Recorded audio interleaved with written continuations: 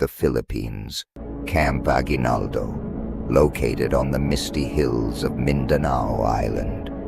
This place does not even appear on maps. As you listen to this story, have you ever experienced paranormal events? Sergeant Martinez, in his 40s, an experienced soldier with 18 years of service. The lines on his face were etched by the scars of war. Richard's inner world was complex. He thought to himself, "It's starting again. Those sounds, those smells, they're all coming back." His memories surfaced in his mind, and his hands trembled as he recalled them. That terrifying night in 1997, the documents he found in the archive room, and what he had seen. He looked at the young soldier sitting across from him, Eric Thompson. Eric was 22 years old, a blonde, blue-eyed soldier from Texas. He had not yet seen the true face of life. Eric's inner world had been completely turned upside down over the past 5 days. What do these sounds mean? He kept thinking. He couldn't sleep at night, and during the day, he was afraid of every shadow. Am I going crazy? His heart was racing. His hands were sweaty. His mouth was dry. His breath was short. Is there really something here? Richard said. I was shaking like this when I first came here.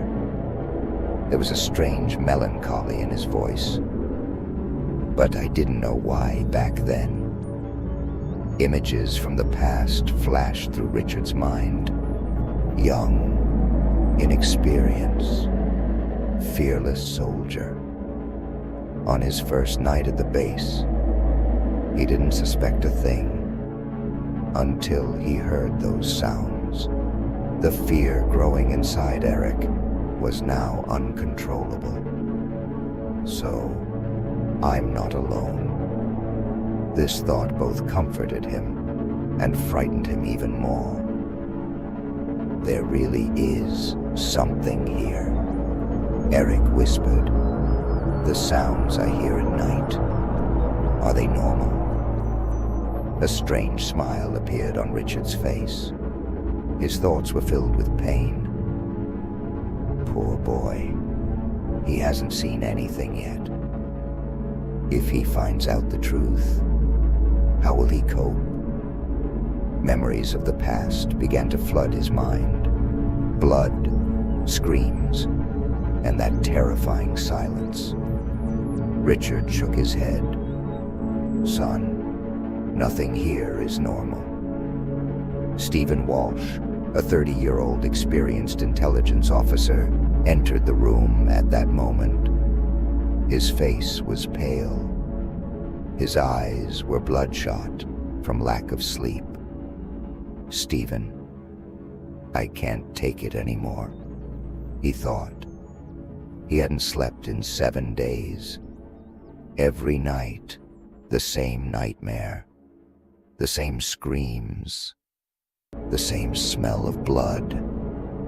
These voices, these images, they're driving me mad. He tried to drink his coffee, but he couldn't bring the cup to his lips. If I tell them, they'll think I'm crazy, he thought. But he couldn't carry this secret alone anymore. Richard, Eric, he whispered. He felt like there were shards of glass in his throat. He was struggling to breathe. Did you hear about what happened in the report room last night? The two soldiers looked at each other. A great anxiety arose within Richard. Someone else has started to see them too, he began to think. We can't hide anymore. The time had come for the old secrets to surface. Eric was surprised. So it's not just me. This both relieved him and frightened him even more. Something is really happening here. Richard slammed the cup he was holding onto the table. Steven sat down at the table and buried his face in his hands. "Steven, if I tell them, will they believe me? Or will they think I'm crazy?" he thought as he began to speak. It was midnight. I was checking the files in the report room. The images of that moment flashed through Steven's mind. And those sounds, those terrifying sounds, as if someone was asking for help. Suddenly, the room grew as cold as ice.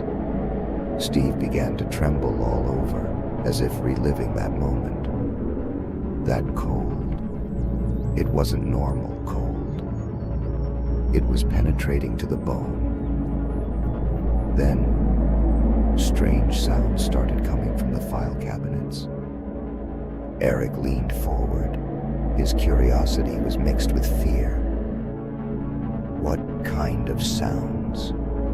The same sounds I heard. Steven's eyes stared into the void as the terrifying memories of that night replayed in his mind. Nail sounds. But not just nails. Like someone was trying to get out. Bone on metal. Scraping. Scratching. The fear inside him surged again. Those sounds. Like someone was trapped inside. Like someone was trying to get out of the metal cabinets. After that night, he found metal shards under his nails. But how had that happened? He didn't remember touching the cabinets. But the most terrifying part, Steven's voice was barely audible. When I opened the cabinets, his heart nearly stopped. There was nothing. After saying those words, Steven's face turned ashen. Reliving that moment was unbearable. Richard stood up. The anxiety inside him had reached uncontrollable levels. It's starting, just like before. That terrifying night in 1997 came back to him. He had carried out his first assignment here. The truth he had learned at the end of those terrifying nights had destroyed him. Richard looked out the window. Outside, the Philippine forest looked ghostly in the morning mist. The branches of the trees swayed strangely, even though there was no wind. A deep uneasiness awakened within Richard. That movement, it's not natural, he said, narrowing his eyes and looking around carefully. A dark shadow was moving among the trees. No, it can't be. It's starting again. They're coming back, he said. Richard said, this military base was established during the Japanese occupation in 1943. The painful memories began to resurface. If I tell them the truth, will they believe me? He wondered. The documents he had found in the archive room came to life in his mind. Those horrific photos, those terrifying reports. The Japanese soldiers had set up a prisoner of war camp here. There was suppressed anger in Richard's voice. Hundreds of innocent people. They were all killed here. Hundreds of Filipino and American soldiers were massacred here, he said. Eric's curiosity and fear mingled within him. Murdered? Not just killed. So terrible things happened here, he asked. Steven's face grew even paler. So, I've been living on top of a graveyard, he began to think. Richard's voice trembled. But the truly terrifying thing is, he said. The trauma inside him resurfaced. The horrific details he had seen in the old files. Carrying this secret alone has been too much to bear, he continued to think to himself. The pits, the piles of bones, and those terrifying torture devices. How did these deaths occur? Just then, the lights in the room began to flicker. The three soldiers looked up and saw the fluorescent lights beginning to crack. Steven's breath caught. It was like this last night. Just before the lights started flickering, those sounds began, he said. Eric's hair stood on end. This can't be a coincidence. Why are the lights flickering while Richard is talking about something? Richard turned to the other soldiers and said, "It started. It started." He could no longer hide his fear. "Guys, we have to get out of here, right now," he said. But they couldn't get out because the door suddenly slammed shut. All three looked at the door, but it was locked tight from the outside. Steven stood up. "This is impossible! There's no lock on the door!" he shouted. Eric tried to turn the door handle, but it was impossible to move. "How is this possible? Are we trapped here?" he asked the other soldiers. Richard slowly sat down on the chair, and terrifying memories flooded his mind. Just like in 1997. Exactly the same. The night Commander Anderson was locked inside, and how they found him in the morning. Richard called out to the others, "Gentlemen, stay calm and listen to me carefully." The trauma inside him was resurfacing. This time will be different. This time, I'm prepared, he thought. What I'm about to tell you might save your lives, he said. The lights began to flicker, and then he heard that scraping sound coming from the metal cabinets. It was just like Steven had described, but this time it was louder and closer. Steven's hands began to tremble. This is the same sound. But how is that possible? There are no file cabinets here, he said. Eric looked around. The sound seemed to be coming from all four directions. This doesn't make sense. Richard gripped the edge of the table tightly. Just like that night. First the sounds, then the smells, and then, he said. The fear inside him was now uncontrollable. Then we'll see them. The scraping sound suddenly stopped, and an eerie silence fell. Richard. Silence. That's the worst thing, he continued, because silence means they're coming. That night in 1997 came back to him clearly. He was in the archive room with Commander Anderson. The same silence, the same anticipation. And then Steven covered his nose with his hand and said, "That smell, it's coming again." The smell filling his nostrils was familiar. Rotten flesh, mold, and the metallic scent of blood. The same smell as in the briefing room, but it's much stronger now, said Steven. His stomach began to churn. Eric rubbed his eyes. This isn't normal. Shadows were moving at the edges of his vision. Is something wrong with my eyes? He asked. When he turned his head, the shadows disappeared. When he looked the other way, they were there again.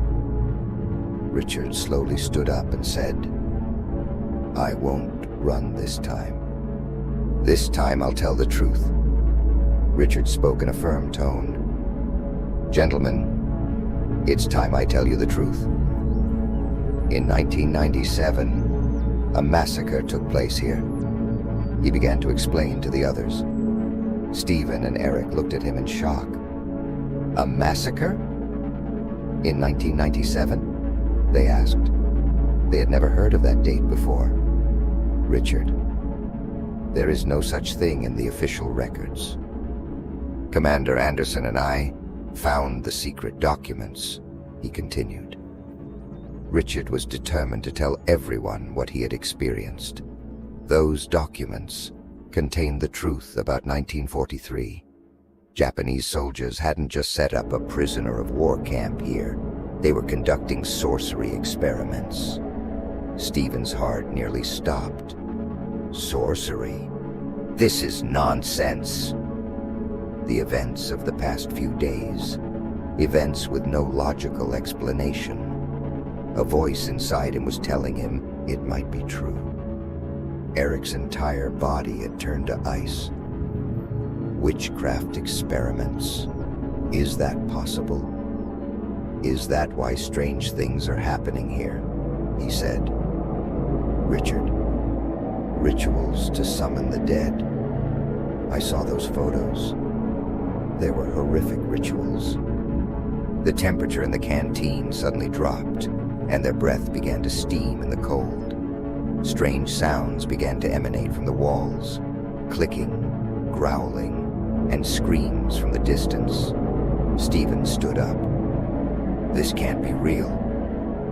There's no such thing as witchcraft. But at the same time, he felt a great fear inside him, because there was no other explanation for what he had experienced. Eric asked, "Did those rituals succeed?" Richard didn't respond, and his face had turned pale. "We found out if they were successful in 1997. And after that night, Commander Anderson," said Richard. Steven whispered, "What happened to Anderson?" Richard began to cry and replied, "We couldn't find him. Only his blood-stained uniform remained." At that moment, dark shadows in the shape of humans, but much taller, began to appear on the walls. Eric couldn't believe what he was hearing. Is this real?" he asked. Steven stepped back. No, this isn't possible," he shouted. Richard had accepted the presence of the shadows and looked at them calmly.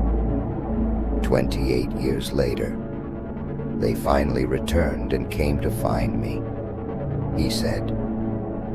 Richard had calmed down and said, "Gentlemen, I have one last thing to tell you. That night, Anderson and I found something else." At that moment, the shadows on the wall began to become clearer.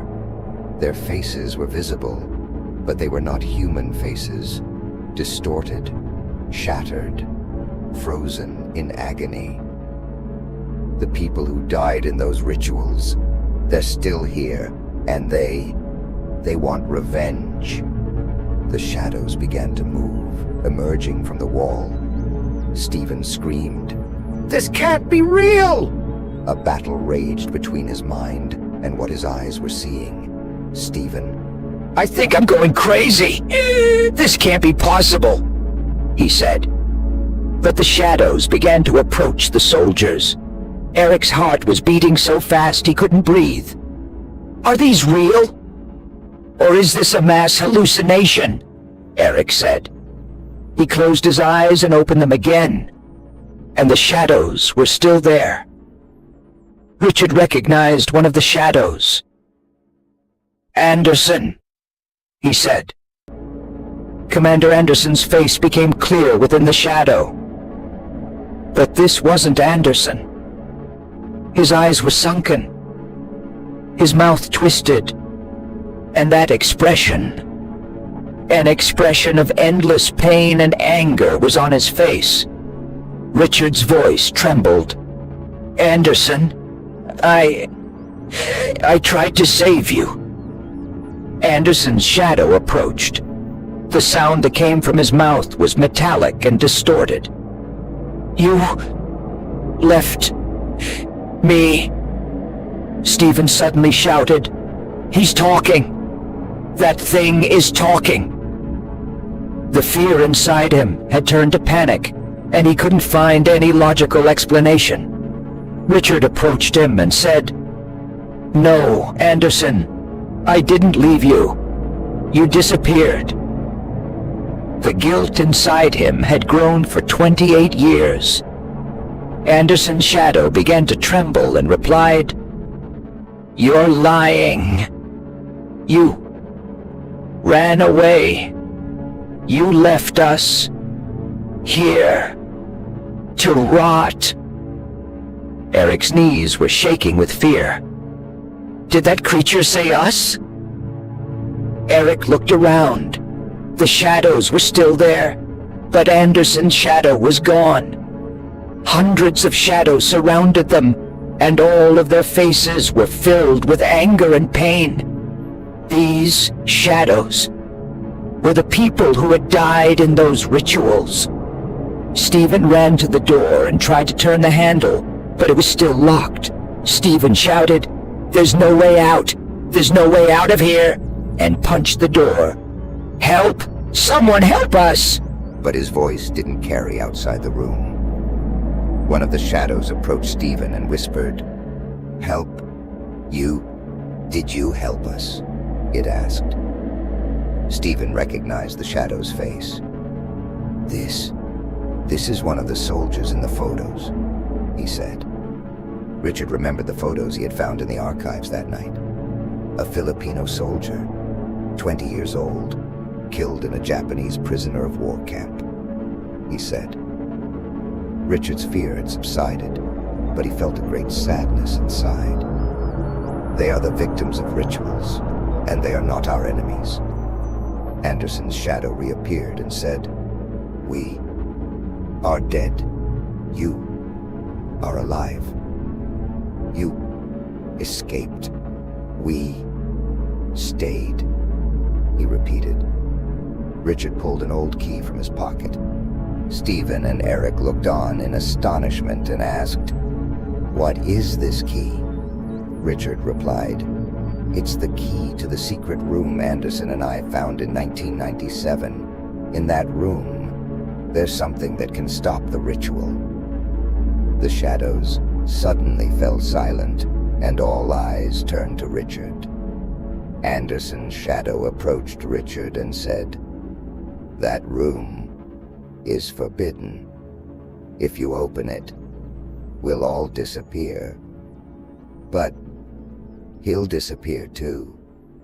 Richard's heartbeat quickened, and he replied in a nervous voice, "Him too. Who was he? Who is he, Anderson? Who is performing the ritual?" Anderson's shadow was filled with anger mixed with fear. "He is still alive. He is here, waiting. He is growing stronger." Eric's hair stood on end, and he began to think. Is the person who performed the ritual still alive? How could they still be alive after 80 years? At that moment, the lights in the cafeteria went out completely. In the darkness, only the distorted shapes of shadows could be seen. From far away, the sound of heavy footsteps could be heard approaching slowly. Anderson's shadow continued speaking. "He's coming. 28 years later, he's finally coming." Richard gripped the key tightly in his hand.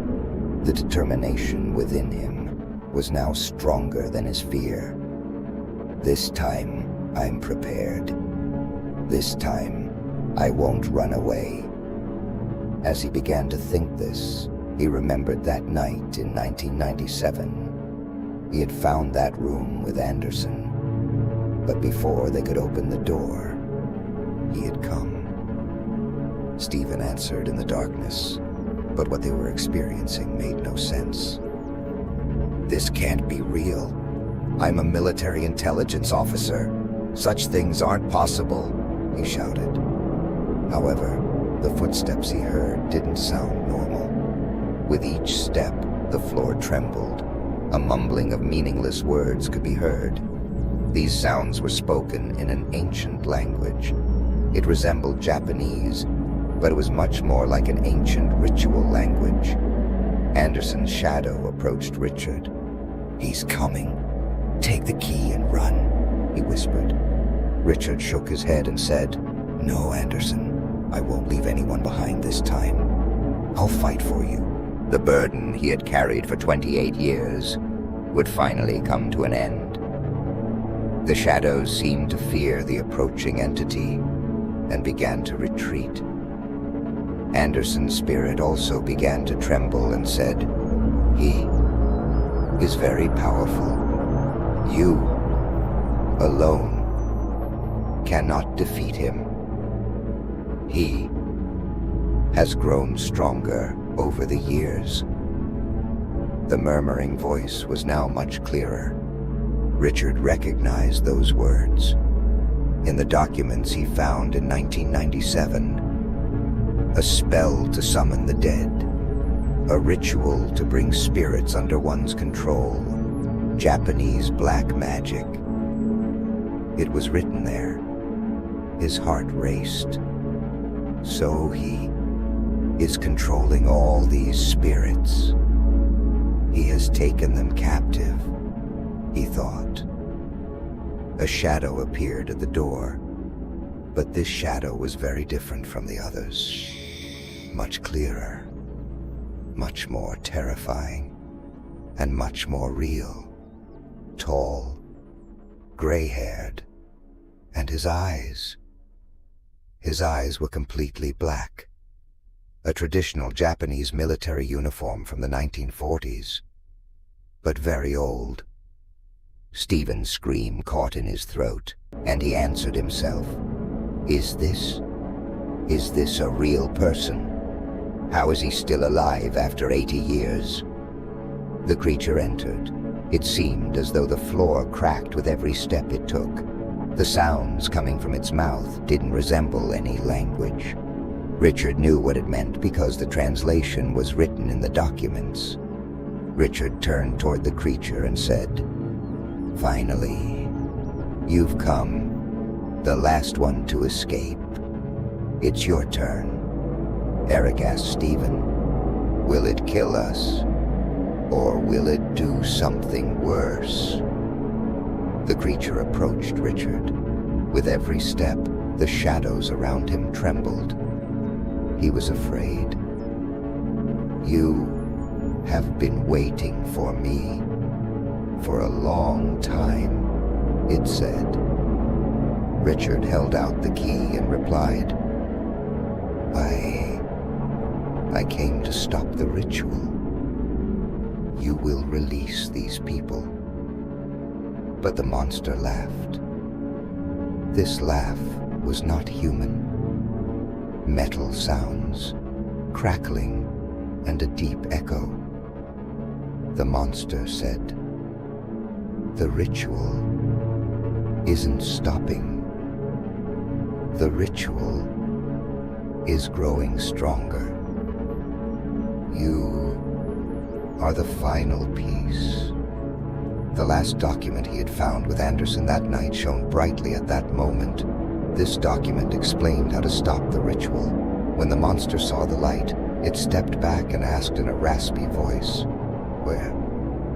Where did you find it?" For the first time, there was fear in the monster's voice.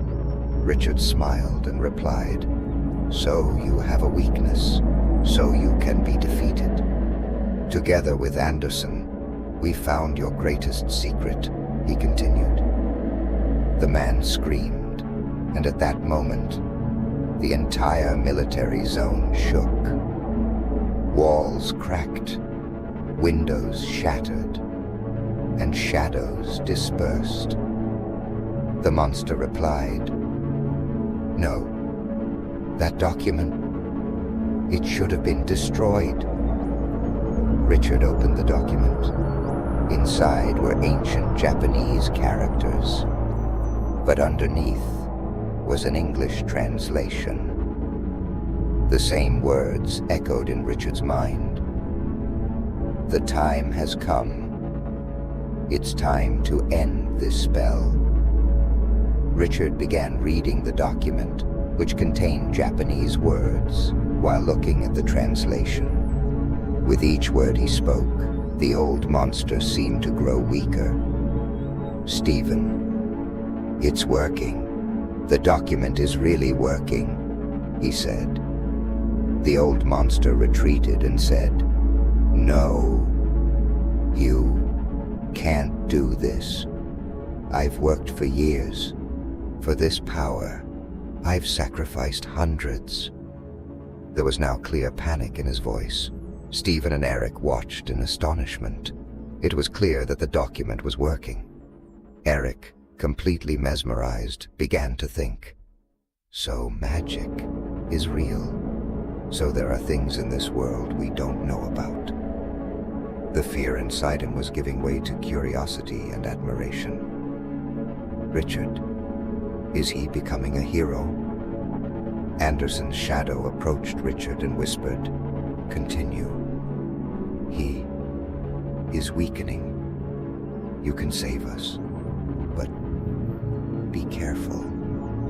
The last words are the most dangerous."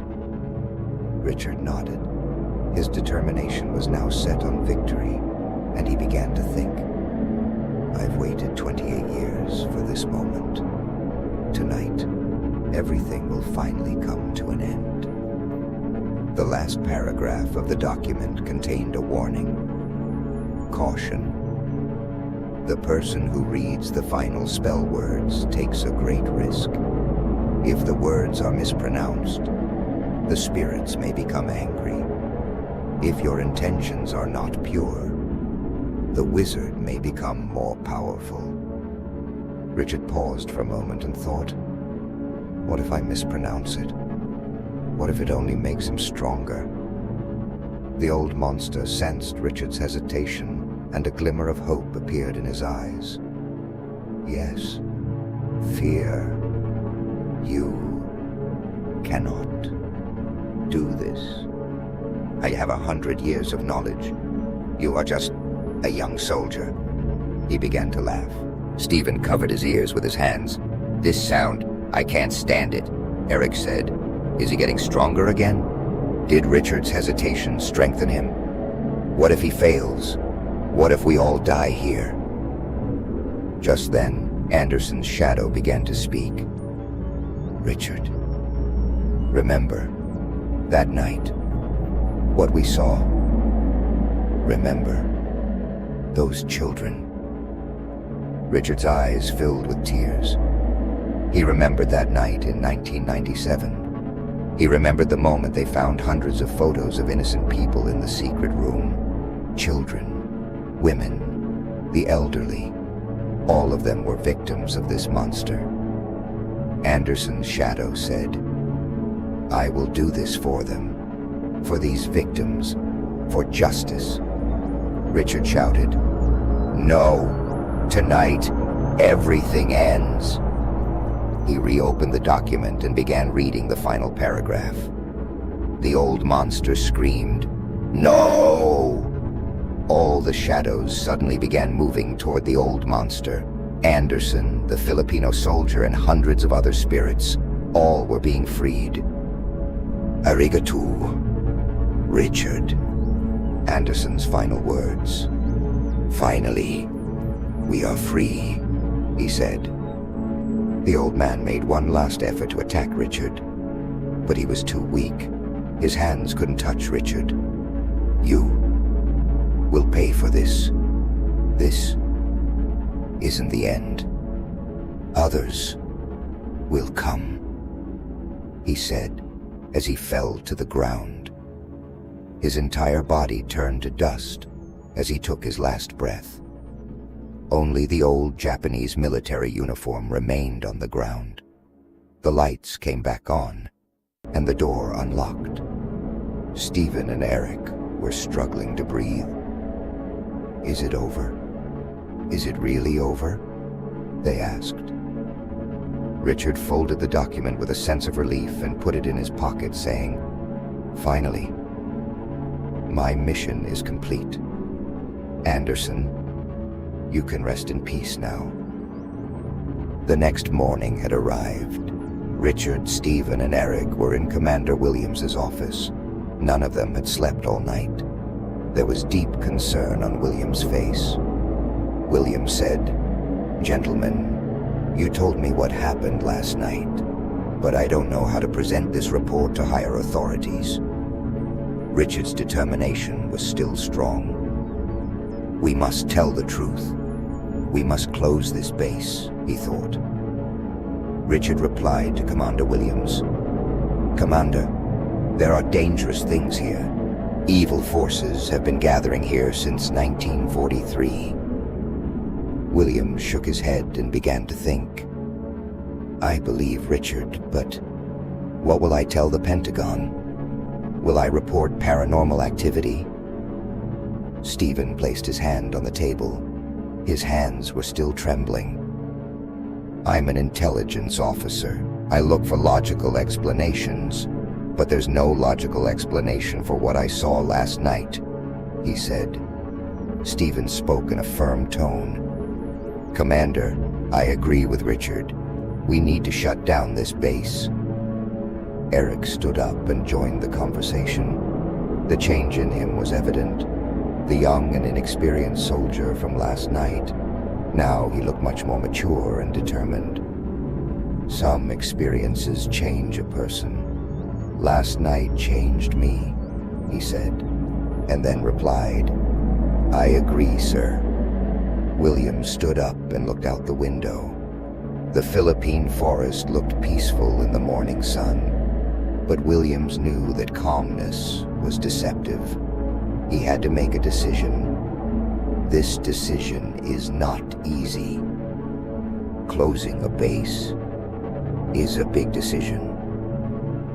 But if it's really dangerous, he thought, then replied to the soldiers, "Gentlemen, I spoke with the Pentagon." Richard's heart raced, and he asked, "What did they say? Do they believe us?" There was a strange expression on William's face. Worry, confusion, and a little fear. "This isn't the first case," he said. The three soldiers were surprised. "Not the first case? Has it happened elsewhere?" Steven leaned forward. "So this is within the Pentagon's knowledge. So they're tracking paranormal events?" Richard asked in a curious tone. "Commander, where else has this happened?" Williams pulled a secret folder out of the drawer. It had a classified stamp on it. He took out photos and reports. Vietnam, 1975. Korea, 1953. Germany, 1945. Each photo showed similar scenes. Abandoned bases, mysterious events, and missing soldiers. Eric's hair stood on end. "Is this a global phenomenon? Is it happening on battlefields?" William said, "They all have something in common. They're all old battlefields, and in all of them, black magic rituals were performed." After hearing this, Richard's face paled. The old man's last words came to mind. "Others will come." So he was part of a group. So there are more. Richard said in a worried tone, "Commander, that man said others would come when he died." Williams nodded in agreement. Richard was right, and this was only the beginning. Williams said, "According to Pentagon reports, these groups are connected from ancient Japan to Nazi Germany, and they're all working toward a common goal." Steven interrupted and asked, "The same purpose? What does that mean?" Williams' expression grew even more serious.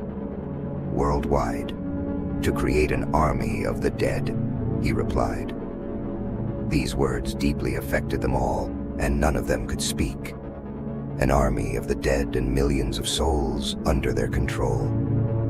"Eric, is this possible?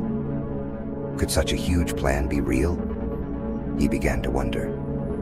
"Richard, what is the Pentagon doing?" he asked. Williams closed the file and continued speaking. They've formed a secret unit called the Soul Hunters. They're investigating incidents like this around the world. They want to transfer you to this unit. Richard, Steven, and Eric looked at each other. This offer was unexpected, but at the same time, it made sense. Richard was the first to respond. The determination within him had now focused on a clear direction. I avenged Anderson, but there are more Andersons. There are more victims, Richard said in a determined tone. I accept. I want to finish this. Williams nodded and thought. Richard's experience is invaluable to us, and he's the only one who knows how to do this. Steven took a deep breath. A battle raged between his logic and his heart.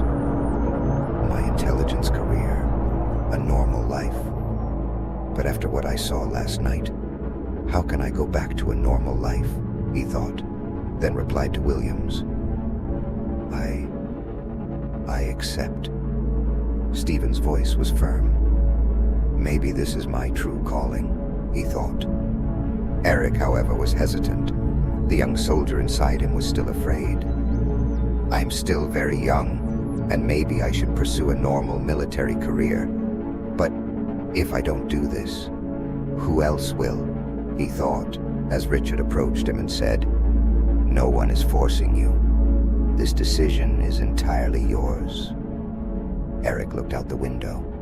In the depths of the Philippine jungle, what secrets lay hidden there? Last night I became a hero. For the first time I did something truly important. Can I let this opportunity slip away? He thought to himself before answering. I agree. There was a new maturity in Eric's voice. William smiled and began to think. They'll make an excellent team. Experience, intelligence, and courage. They have it all. Williams pulled out more papers from his file. Great. Here's your first assignment. There's a base in Thailand. Similar incidents are happening there. He addressed the team. Richard's heart began to race. Another place. More victims. Maybe a bigger ritual. He turned to Williams and asked, What kind of incidents? Williams spread the photos on the table. A base in the Thai jungle, missing soldiers, and strange symbols on the walls. These symbols, they're the same as the ones in the Philippines. So, it's the same group. Steven examined the photos. These symbols, they're very old and look like Sanskrit, but much darker. He began to think. Steven asked, What do these symbols represent?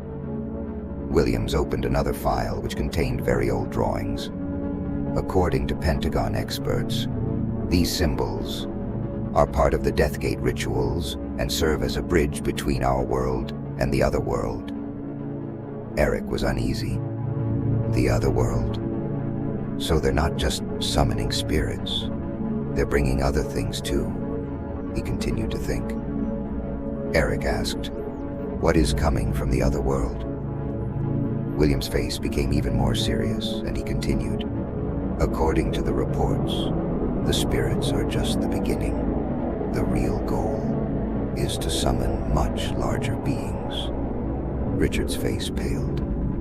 Larger beings. The Japanese wizard was only a small part. The real enemy is much more powerful. He began to think and asked, What kind of beings? But Richard's voice was trembling. Williams took out the last photo. This photo was much older than the others. It dated back to the 1800s. There was a massive shadow on it, human-shaped but much larger, and hundreds of smaller shadows around it. The general of the Army of the Dead. Is this real? Steven couldn't speak. William shook his head and replied, There's more in the Pentagon's archives. These beings have walked among us, but so far, only in small numbers. If these rituals are completed, much larger ones will come. Eric stood up, but despite the fear inside him, he was determined. Eric thought, So this isn't just an adventure. This is a mission to save the world. Then he asked, "When do we start?" Richard smiled at Eric and thought to himself, the boy has really changed. He's a real warrior now. Steven also stood up. This team can change the world. This isn't just our job. It's humanity's job, he said with a smile. Williams looked at his watch and said, "Tomorrow morning, your flight will depart at 6 o'clock a.m. You'll be flying directly to Thailand. And gentlemen, this time, you'll be much better prepared," he replied in a serious tone. Williams pulled out strange devices from the desk. Ancient books, silver daggers, and crystal necklaces. These were the Pentagon's secret weapons, the equipment of the soul hunters. Richard took the crystal necklace in his hand and asked, "Is this real?" The necklace in his hand was warm and seemed to emit energy. The necklace was real, and he could feel its power. Williams explained, "These necklaces will protect you. The silver daggers can harm spiritual beings, and these books contain the most powerful spells." Steven opened the book. Although the writing inside was very old, he could understand it. However, reading the words was almost impossible. After starting to read the writings, he began to think, how is this possible? How can I read these writings? While Steven was thinking about how this was possible, William smiled and replied, "Those crystals reveal ancient knowledge. Now you are also real spirit hunters." That night, the three of them would sleep at Camp Aguinaldo for the last time, but none of them could sleep. Richard sat in his tent, examining old photographs. He was looking at Anderson's team photos from 1997, and he was imagining the new life that would begin tomorrow, and thinking, 28 years later, I will finally find peace. But this is only the beginning. The excitement inside him was mixed with fear. There are greater enemies out there. More difficult tasks await us. The crystal necklace glowed softly around his neck. This light gave him confidence. I'm not alone anymore. Steven was reading the ancient book in his tent, and it seemed as though the crystal necklace was helping him understand every word. This knowledge was incredible, and they were learning secrets that had been hidden for centuries. His mind had accepted these new truths. The world was very different from what they had imagined, and they were now part of this hidden world. There were some pages in the book mentioning the Thailand mission. Khmer sorcerers, Angkor Wat rituals. This is much more complicated. Richard felt ready and replied, "This time, I'm much more prepared." Eric had stepped out of his tent and was looking at the stars. The change within him was so great that he didn't recognize himself. Just yesterday, I was a cowardly child. Now, I am a soul hunter, he said to himself. The silver dagger was resting on his belt, and its weight gave him strength. Eric was no longer a soldier. He was a protector of humanity. The sounds coming from the Philippine jungle no longer frightened Eric, because he now knew what those sounds were and how to fight them. By morning, all three were ready and waiting. Williams took them to the airport. On the way, he gave them their final instructions. When you arrive in Thailand, Major Chen will meet you. He's just as experienced as you are.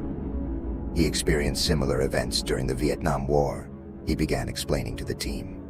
Richard's heart raced. So our team is growing. So there are people like us all over the world. Richard asked, "How many of us are there in total?" William smiled and replied, "According to Pentagon records, there are approximately 50 people worldwide, all from different countries, and these 50 people are experienced soldiers like you." Steven was surprised, as he had expected the number to be higher. Steven asked, "Is that number sufficient?" William's face grew serious, and he replied to Steven, "It has to be enough, because we have no other option, and you are the best team." Eric felt proud after hearing the phrase, "the best team," because this was a great responsibility. When they arrived at the airport, a different plane was waiting for them, black in color, no logo, and completely secret. The pilot waiting at the plane's door had a familiar look in his eyes. "He's one of us, a soul hunter." Richard approached the pilot and asked, "How long have you been in this line of work?" The pilot smiled. 15 years, he said. "I started in Europe, and now I fly worldwide," he said and asked, "Are you new?" Steven shook his head. "Last night, it was our first mission." The pilot's eyes showed understanding. "The first night, I'll never forget it. A castle in Germany. Nazi sorcerers. It was terrifying, but it was worth it." When they boarded the plane, they realized it wasn't a normal aircraft. Ancient books, crystal tools, and strange maps. The pilot explained, "This is a mobile base, ready for missions worldwide. Everything we need is here." As the plane took off, Richard looked out the window one last time at the Philippines. "Goodbye, Anderson. You're at peace now," he called out to the sky. Steven opened the ancient book. He began reading about Thailand. "New information, new enemies, but I'm not afraid anymore." Eric was polishing his silver dagger. "The next enemy is waiting for me, and I am ready." As the plane disappeared into the clouds, the world below looked very different. There were no longer just countries and cities. Now, there were secret battlefields, and they were the new warriors of this war. After this story, how has your view of the real world changed? Do you also believe in the existence of secret worlds? The story doesn't end here. The adventure in Thailand begins. Would you like to hear the continuation of this story? Leave a comment and like it. More stories will come. 6 months had passed. Richard, Steven, and Eric were now among the most experienced soul hunters in the world. They had successfully completed their mission in Thailand. They had stopped the Khmer sorcerers and saved hundreds of souls. But the real big discovery was something else. Richard was sitting in the secret archives at the Pentagon. In front of him was a map of the world. There were red marks on it, each one indicating a ritual site. This is much bigger. His anxiety was growing. These aren't just random attacks. This is a coordinated plan. A clear pattern was emerging on the map. All the ritual sites formed a giant symbol, pentagram-like, but much more complex. This is a global ritual. Steven entered the room with new reports in his hands. Steven said in a worried tone, "Richard, the same reports are coming in from Russia, Brazil, and Australia. The same symbols, the same rituals, and they're all focused on the same date," he said. Richard looked up. His heart began to beat rapidly. December 21st. December 21st of this year. Richard's face turned pale. It was the date of the winter solstice, the darkest night of the year, the perfect time to summon the army of the dead. Eric rushed into the room. Panic was written all over his face. He was out of breath and called out to his teammates. "Guys, we just received an urgent message from the Pentagon, worldwide, at the same time.